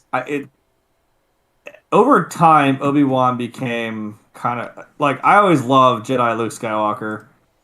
I'm gonna cut it off right before Boba Fett though, because dude, fuck you for making Grogu choose that. No, no, not that Luke. Hmm. I like Jedi Luke, but Obi-Wan kind of became more of one of my favorite Jedi. Like, oh, I always think Anakin's cool. He's fun. He's the main character. Hey, he's Darth Vader. I'm like, yeah, but oh, you know what? Obi-Wan, shit, he lived for quite a while, man. He survived a lot of this story. Obviously, he became a ghost, but if you watch it, man, just from when he was a real young Jedi to, Hmm. even just Force Ghost Obi-Wan, dude been through a lot. There are a lot of things that I saw in this. Like you said, I saw the Sith Inquisitors, the Jedi Hunters, and they had that little dope spinning fucking double bladed lightsaber. That was there. I think I also noticed this little guy right here. I had that ready. I was like, I think I noticed this little guy right here in the shadows. They didn't say they were bringing back the dude that played a young Han, but that would be a good. He might be there. They brought back the guy that played the younger version of Uncle Owen. That's pretty dope. Because someone just posed a question the other day. They're like, why does Uncle Owen hate Obi-Wan so much in the New Hope? You see him give him baby Luke at the end of 3, and they all seem, they're on good terms. They're cool. They're happy. And I'm like, yeah, a lot of shit happened in like 19 years. And I think that when that person was running and they stopped because that Inquisitor put that lightsaber in front of him, that looked like him. And they're probably asking people, hey, do you know any Jedi? Do you know anyone who's ever talked to someone who knows that they might be a Jedi? I'm like, he's probably like, oh, I'm keeping my mouth shut and I'm going to keep my adopted nephew away from this guy. That could explain it. Which maybe I hope they tie in the game because we saw the little BD droid in that lady's garage, and he was in the game, which is that same time period as this. Oh. That guy that played the Joker on Gotham, like he's just literally that Jedi, like who was kind of hiding after the Purge. So maybe we can explain how that droid got there, or maybe see him because it is on Tatooine. I don't know. I'm hoping that is tied in. That's canon. And hey, if we start seeing shit from that game, like the Night Sisters, I'm excited. I'm really excited. I'll shut up now. I'm sorry. I'll sit worried here it's and gonna talk. be a letdown. I'm worried that there's all this hype and there's a lot of interest in his character and seeing this section of time in his life, and it's gonna be a bunch of stupid. It's one of those like where I'm like, I don't need to know what he did. I'm not gonna sit here and not watch it. I think it's kind of adorable. He's sitting there. No, it's a little creepy, but like it's you see like young Luke on top of the house, just kind of like woo, acting like he's driving a little speeder. I'm like, oh, that's nice. And he's just kind of staying off in the distance, just keeping an eye on him. We're gonna see Hayden Christensen. Look, this man stopped acting, and he just said, no, no, no, no. He came back for this to be Darth Vader. Hmm. So I mean, that's exciting on its own. Hayden Christensen could have told them to go fuck themselves. I know. Well, he's also coming back as Anakin Skywalker for Ahsoka, right? So, if he feels good enough to come back to play, two different sides of that character for two different shows, I mean, something's gotta be good. And remember, this isn't in the hands of. Look, I'm not saying anything against old Georgie boy, but it's not in his hands anymore, really. So, and everything up to this point, other than the 2-page chapter of Boba Fett. Other than that, that's not. Nothing else has really been a letdown. So I'm excited. Yeah, I wish it was more than 6 episodes. I'm not gonna lie. Like, can't they do like 7 or 8 or 9? It's going to depend on the story. Because look, you could have. I mean, how many episodes of the Book of Boba Fett in part? Did they I still haven't watched it. I mean, they did what, 8 of those, and I think there was only really 6 of them that had anything to do with Boba Fett. I mean, so look, a lot of it's going to depend on the story, and honestly, how much of it they plan on telling. Is this entire 6 episodes going to be the entire time from when he gets there to watch over Luke to when Luke, everything happens in the events of A New Hope, or is it just going to take place over the course of a few months or a year? So, because I think it's probably going to happen, there's going to be a second season to this. If this season really blows up and there's enough time enough time in the story for them to play with to do another season, I think they probably will. 20 years to play with. I mean, I'm assuming, I don't know. But that's where what I'm saying. time... Are they going to do all 20 years over the course of the 6 episodes, or are they going to have this whatever this storyline for this season is happen in real time of a month or 6 months or whatever, and leave still a big gap between when the Obi-Wan Kenobi series ends and when A New Hope begins? Because if there is still a big gap in time between the end of the series and A New Hope, then there's going to be more room for them to tell stories. I guess. I mean, we don't know how, like you said, how long we're going to be showing here. We obviously see him looking over at Uncle Owen and Aunt Beru's moisture farm. You see him, he's probably 10 years old or so, like Luke. So, and it looked like he was pretending to be a pod racer. If you saw his hand motions, he was going forward and all that.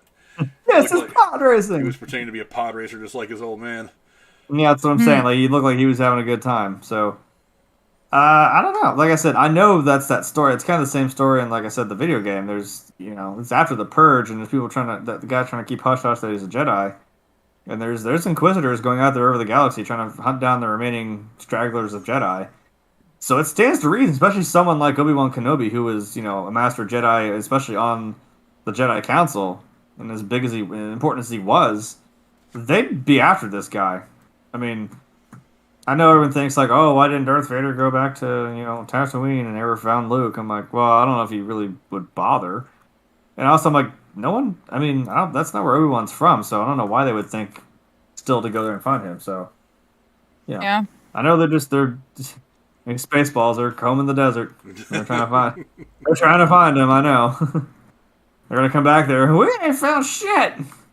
And Hayden's just going to choke him as Darth Vader. So, it's going to happen. Yeah, look, I'm into it. Look, for one, we're getting Ewan McGregor back as Obi-Wan, which is something we've wanted for years and years anyway. Yes. And for two, I mean, let's be honest, even with the slight missteps of Book of Boba Fett, this Disney Plus stuff they've been doing from the Star Wars universe has been fucking amazing.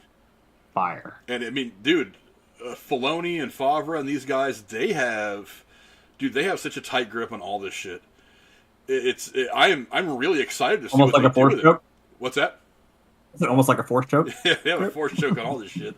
But yeah, I'm excited to see what they do with it. I mean, look, I would be less excited if they would have recast and not brought back Ewan McGregor.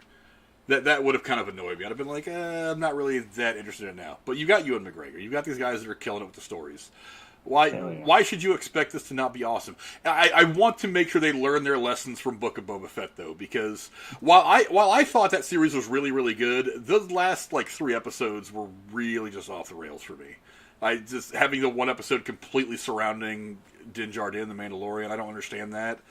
So hopefully they stay focused on Obi-Wan and his story and what's going on over the course of this season and the storyline, and they don't drift off into some other bullshit like following Han Solo around in some adventure for an episode. That would completely take me out of everything that you're doing with Obi-Wan. So that's why I'm like 6 episodes is good as long as all 6 episodes focus on Obi-Wan and his storyline and what he's doing over the course of the season. Because if they do that shit again, I'm gonna be really pissed off. Hopefully. Because they'll remember the whole point of his solitude on Tatooine was not only to watch over Luke, but Yoda said, I'll teach you how to commune with Qui-Gon, who learned the path to immortality, because I'm like, honestly, that really wasn't a thing. He was the first one to figure out how to do that Force Ghost thing and to, do that. So obviously, Yoda being as powerful as he was, he learned how to do it, and then who's the only other Jedi that we've really seen, well, other than Anakin, who learned how to do it, was Obi-Wan. So he was teaching him how to do that, and I'm like, oh my god, if we see Liam Neeson come back as Qui-Gon, I'm going to lose my fucking mind. I will try to contain myself. If we come on here and there's an episode we're reviewing and that happens, someone may have to hold me down or something, because I'll get too excited. Rachel can tie you up. Yeah, okay, whoa. It ain't that kind of stream. What? He's going to be sitting here like ropes around his chair like, alright, so... Yes, exactly. Just want to take a minute to say happy birthday, Mikkel. What's going on, Mikkel, in the chat? My hey. Man. But Jeremy doesn't get the joke. Every day is Mikkel's birthday. It's a thing. It's a thing. Whatever, man. It's a derail. Okay. But yeah, your birthday, I don't give a shit. one of the most interesting things to me is the Jedi hunters. The Inquisitors. Awesome. I love the idea of these guys that are hunting the Jedi. And the guy, the one they have doing it, like when he was spinning around the red lightsaber and all that, it was a really cool visual, and I'm into it. And I'm kind of wondering though how big a role that Luke actually plays in this. Is he going to be just somebody in the background, or are we actually going to see him doing stuff? Not just growing up and going through the stuff that kids go through, but is he going to be a significant part of these storylines? He does know Obi-Wan. Like, I mean, well, when he knows say of Obi-Wan though, because in the New Hope he's like, I wonder if they mean old Ben Kenobi, that weirdo that just kind of like walks around the streets in his boxer shorts and claims to be a fucking wizard. Like, because like every town's got a guy like that, and nobody really knows him. He's just the guy that everybody knows of. So I'm wondering if he actually knows Ben Kenobi, or if he just knows him as this weird guy that walks around the desert and every now and again he sees him at the bar or whatever. He didn't really seem too, I guess, weird. I remember when he got jumped by the Sand People, and he's like, Ben Kenobi? Oh, I'm glad to see you. Like, I feel like maybe he's run into him before. Maybe. Yeah, maybe. Give us another reason to do a de-aged Mark Hamill and make him look like he did in episode 4 with the white and then the choppy hair. Yeah, who knows? Or we could just cast Sebastian Stan. I know, just damn it. Everybody wants Sebastian Stan. It's right there. Dude is taking off. He's got like another, not just the Pam and Tommy, he's got this thing called Fresh Now or some other new show. I'm like, I saw that on Hulu and it looked pretty interesting. He's taking off, man. Just look, he's in it. Just let him do it. I love Mark Hamill. I'm not saying get rid of him, but man, he would help. Absolutely, but go down in the comments below. Let us know what you guys think. Are you excited to see Obi-Wan Kenobi? What did you guys think of the trailer? What do you guys think the show's going to bring us story-wise? Again, I'm pretty excited. I'm happy to see it. We're getting Ewan McGregor back. He's going to be a Jedi, and I'm very, very happy because he is the only saving grace of the prequels. I need that little clip of when he was on. Not the good CGI.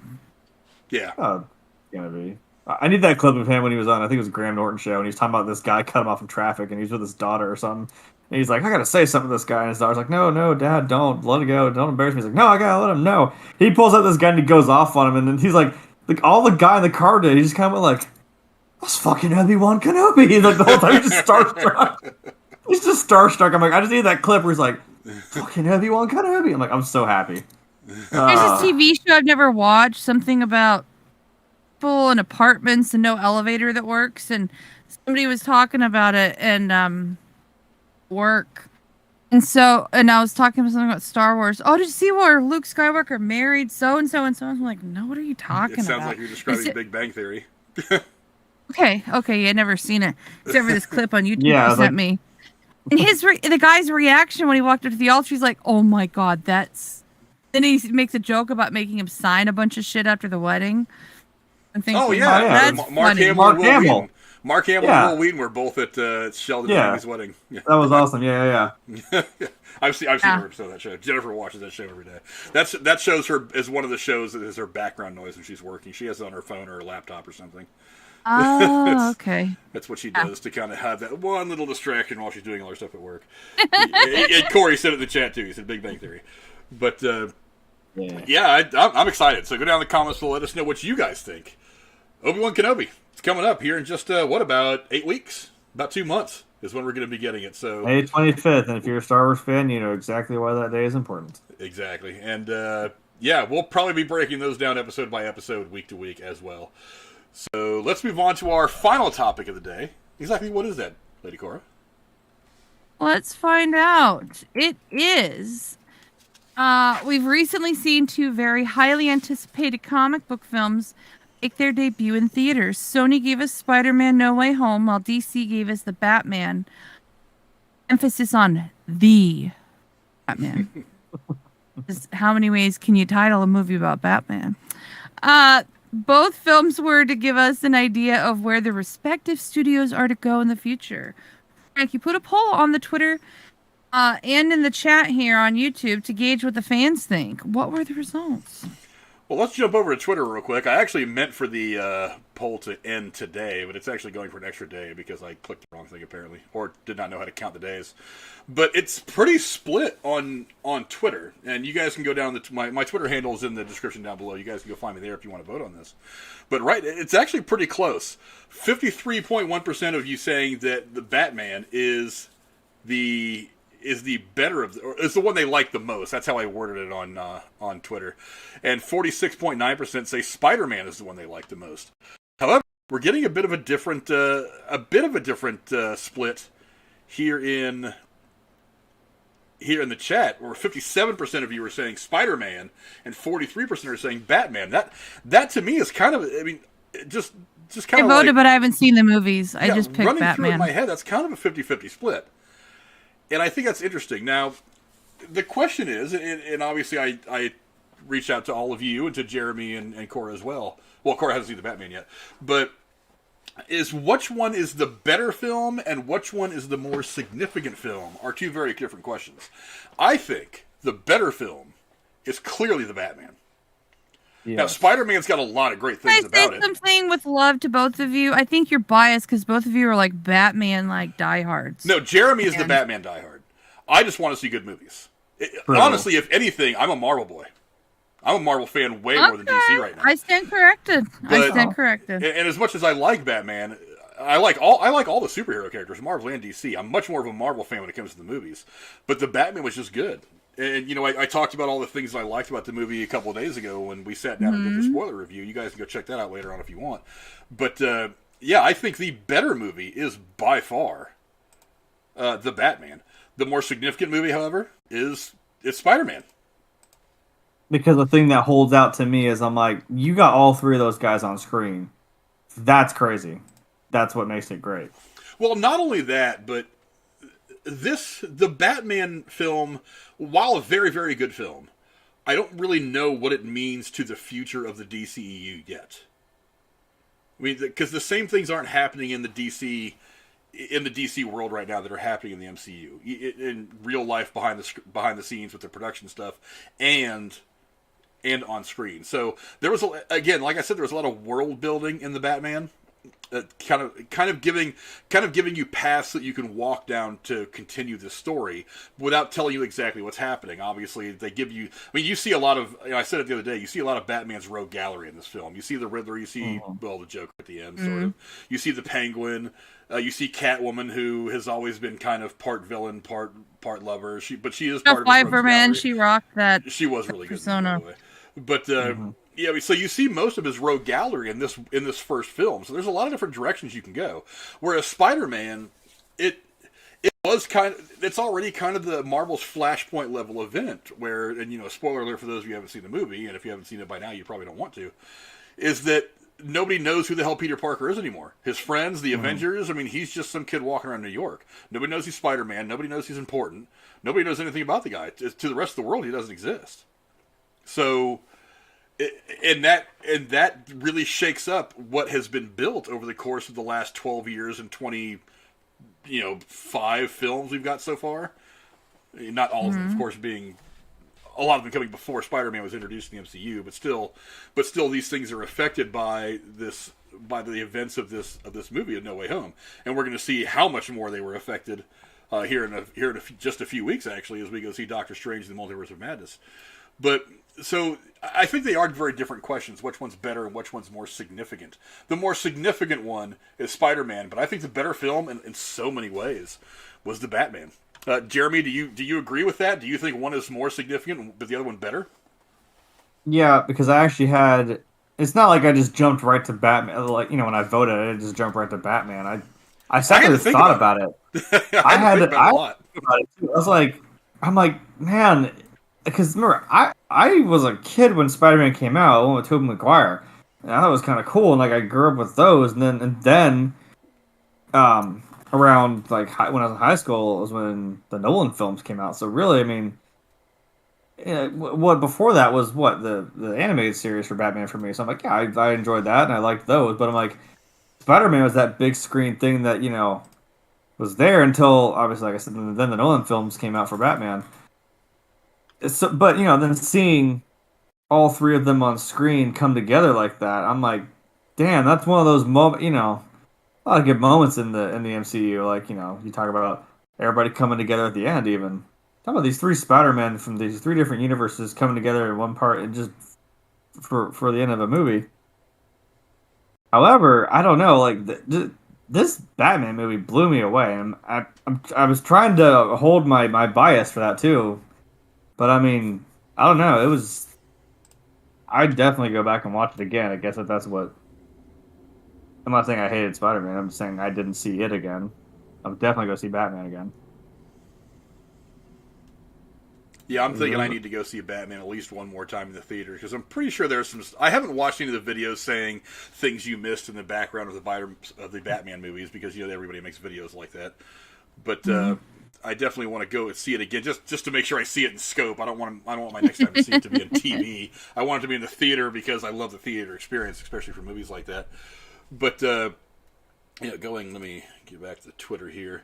Going to some of the comments, do you guys see them right on Twitter? Mecha Sandvich, longtime listener from the Derailed show.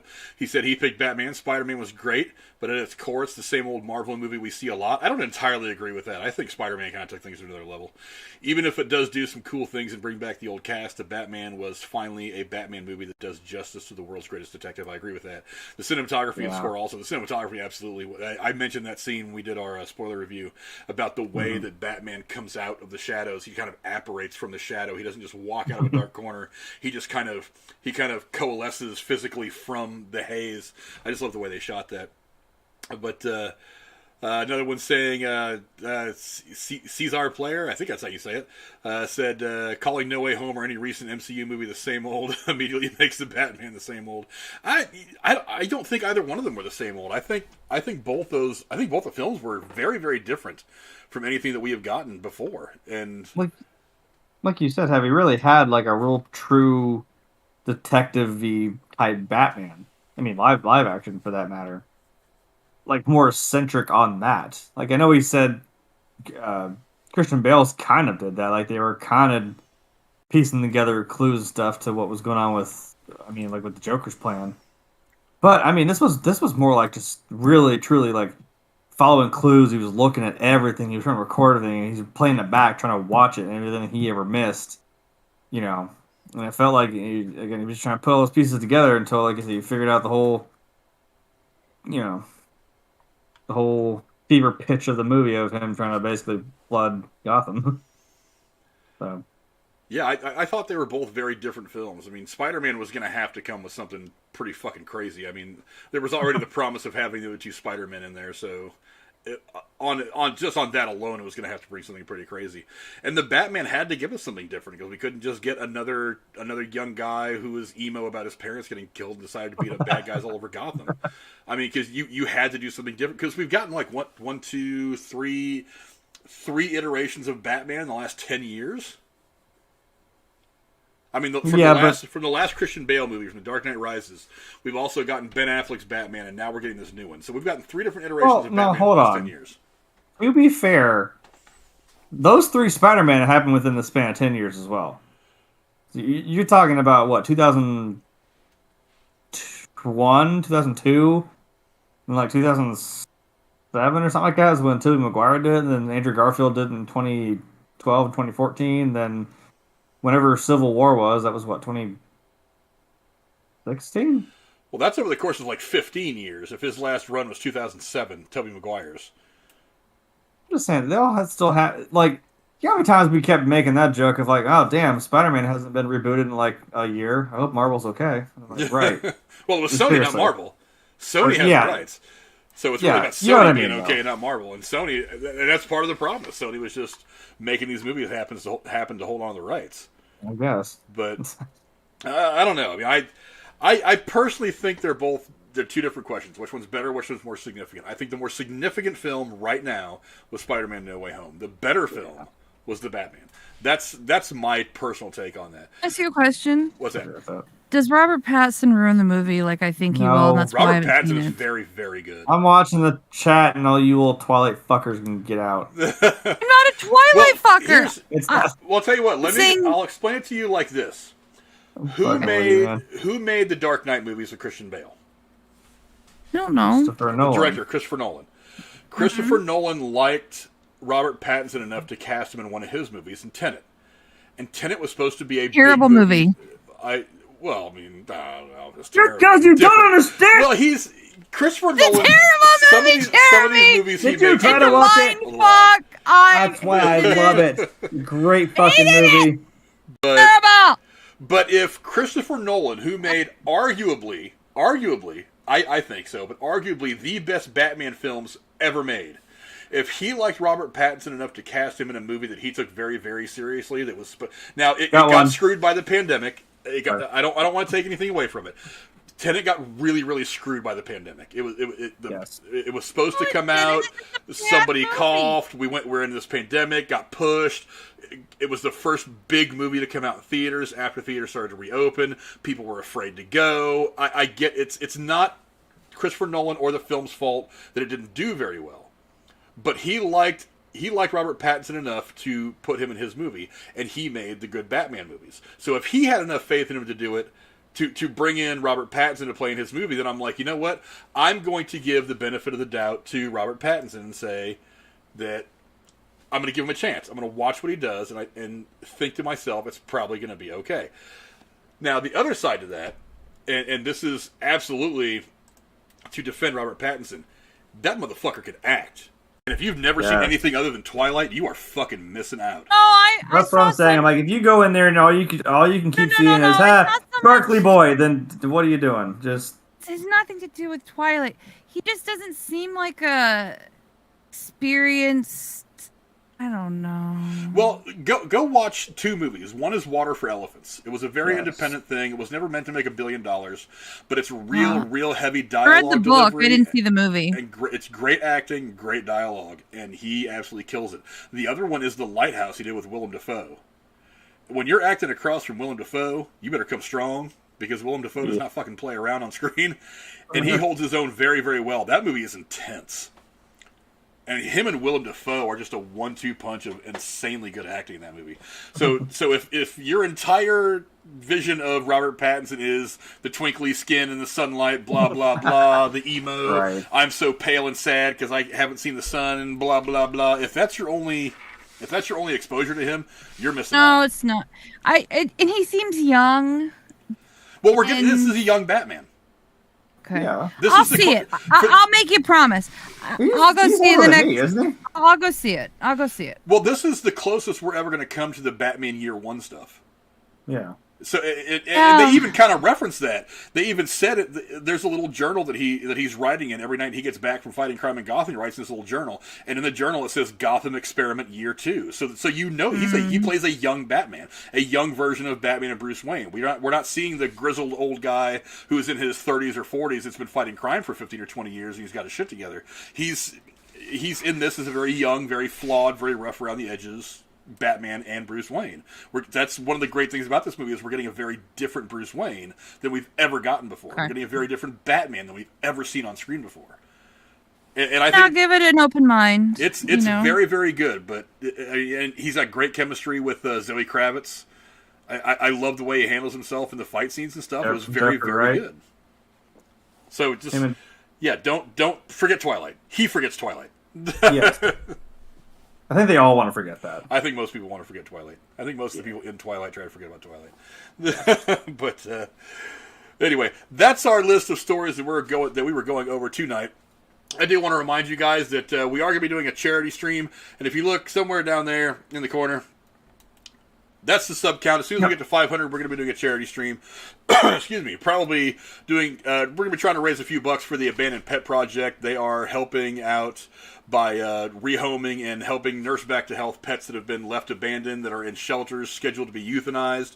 A lot of people over the course of the pandemic went and got these companion pets. Now that the pandemic is nearing the end, slowly but surely, a lot of these people are just sending these pets back to shelters or letting them go out in the streets. They're not fulfilling their obligations as as good pet owners and good friends to these animals. So the Abandoned Pet Project is helping to nurse some of these animals that have been injured back to health and rehome them. So I do want to go support that charity. And as soon as we get to 500 subscribers, we will do a charity stream for the Abandoned Pet Project. How that's going to look right now, I have no idea. But it'll probably be a longer one, and it's going to be a lot of fun. Probably a lot of people involved in it over the course of it all. But yeah, so definitely go down and do that. Also, don't forget every Tuesday, I'll let Jeremy go into this, as we start going around with everything. Jeremy, where can the folks at home find you? Yeah, like I can do that part. Yeah, I'm always here.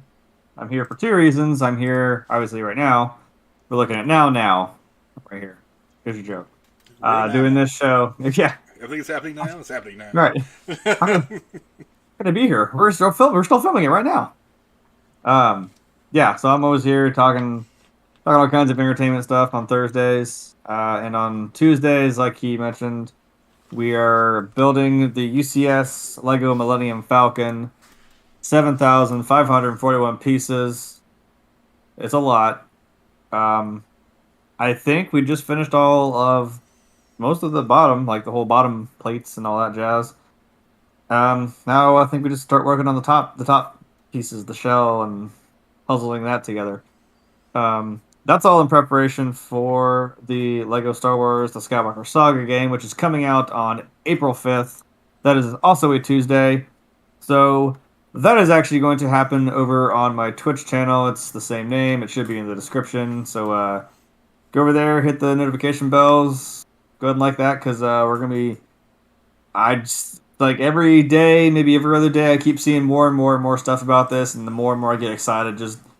I mean, go look into it. Like, watch these people talk about it that work on this game behind the scenes. Like, there's a lot of passion, a lot of work put into this thing, and it's going to be phenomenal. So, we're going to be traversing the galaxy brick by brick. That's how I was going to say it. I want to do something if I could.